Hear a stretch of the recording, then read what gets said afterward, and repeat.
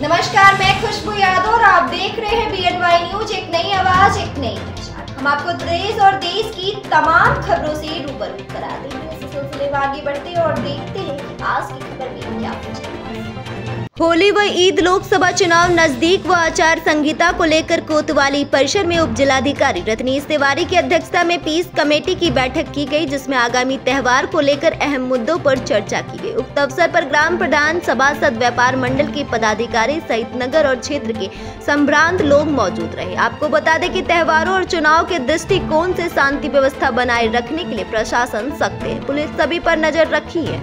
अफवाह फैलाने और अजारकर्ता करने वालों पर कार्रवाई की जाएगी। यह बात शांति समिति की बैठक में प्रशासनिक और पुलिस अधिकारियों ने कही। रविवार को कोतवाली परिसर में उप जिलाधिकारी रत्नेश तिवारी की अध्यक्षता में पीस कमेटी की बैठक की गई, जिसमें आगामी होली, ईद, रामनवमी पर्व व आगामी लोकसभा चुनाव के मद्देनजर आचार संहिता को लेकर विभिन्न मुद्दों पर चर्चा हुई। वहीं आने वाले होली व ईद पर्व को सौहार्दपूर्ण मनाने की अपील की। इस दौरान उप जिलाधिकारी रत्नेश तिवारी ने कहा कि होली व ईद दोनों त्योहारों को सभी लोग आपसी सौहार्द व भाईचारे के साथ मनाएं। उन्होंने कहा कि आचार संहिता लगने से सामूहिक रूप से कोई बैठक या कोई कार्यक्रम करने के लिए आदेश लेना जरूरी होगा। कोतवाली प्रभारी रतन पांडे ने कहा कि त्योहार में किसी भी तरह का अफवाह नहीं फैलानी चाहिए, जिससे कानून व्यवस्था खराब हो। उन्होंने बैठक में आए हुए सभी को होली की शुभकामनाएं देते हुए अपना व्यक्तिगत मोबाइल नंबर देकर कहा कि कोई भी समस्या हो सूचित करें, त्वरित कार्रवाई होगी।